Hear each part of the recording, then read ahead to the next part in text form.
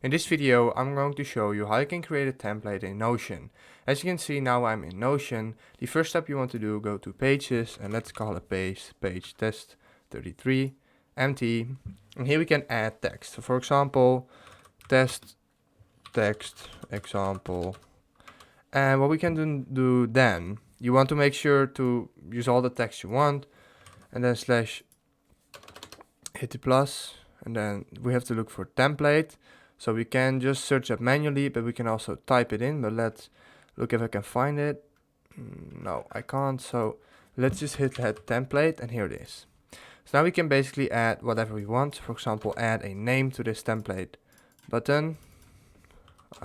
Example name. As you can see, that's how it will look like.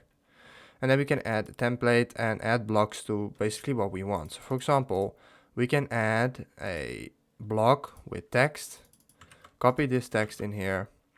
We can also add like a page or a heading, basically anything like that. You can put it in the template and you can use that later on when you want to use it.